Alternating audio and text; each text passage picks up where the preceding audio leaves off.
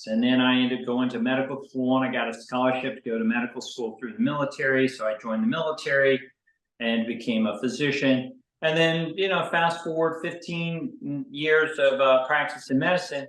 And, you know, now, you know, after doing so many jobs, I'm a little bit older than your average doctor. I have 15 years of medicine now, about 48.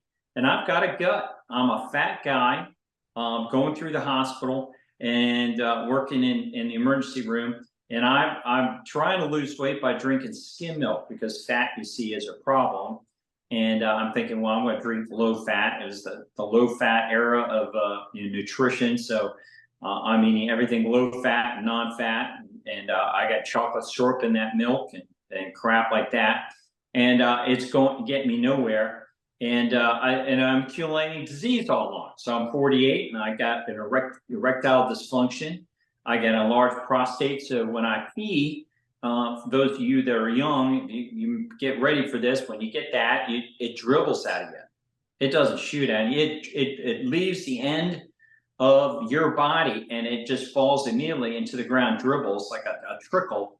And there's no stream anymore. There's hardly any noise, just a little droplets. And you're getting up all night long to pee very frequently. It's a miserable existence. And then I had heartburn and esophageal reflux and a condition called Barrett's esophagus, where I had precancerous lesions in my esophagus, necessitating me to have a medical scoping procedure for biopsy to detect cancer as soon as it happens, so I can get going on chemotherapy and radiation as soon as I get cancer. I mean, you just imagine the fate, that kind of an existence where you're literally getting biopsies waiting for cancer, and nobody's getting me better. They just keep giving me more medicines.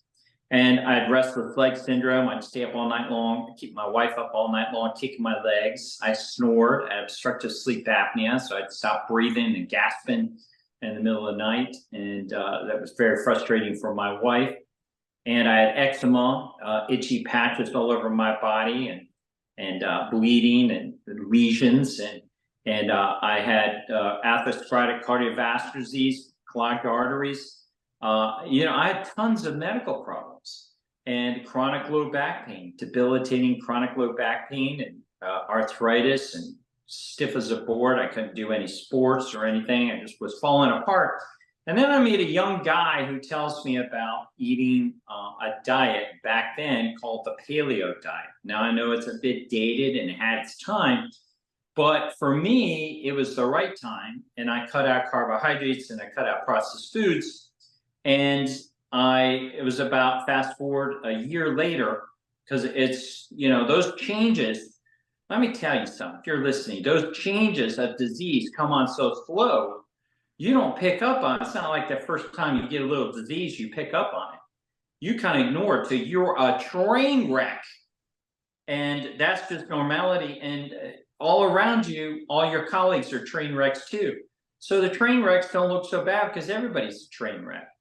Well, the opposite also happens when you start getting better. It's so slow that you don't really pick up on the fact, you know, when you make lifestyle changes, and that's what happened to me. I made lifestyle changes. I cut out processed foods. I started eating clean. I ate meat and vegetables in whole form, you know, which is kind of the Paleo dietary approach to eating. And about a year later, I'm standing in my bathroom, and for whatever reason, my eyes were open to the fact that now I'm blasting away with the urine stream into the toilet, making noises like I used to when I was a teenager. And then I reflected on this change in awareness that the urine isn't dribbling out of me anymore. It's now shooting out like it used to. And then I think about it and I realize I'm not getting up anymore at nighttime to pee. I'm not getting up 4 or 5 times a night, interrupting my sleep. And it hit me not like a brick, it hit me like a pallet of bricks. And I'm standing in my bathroom, and I tell the story. You know, most people would be like, "Wow, I'm so happy. I'm so happy I'm peeing. I'm not waking up." I was mad as hell.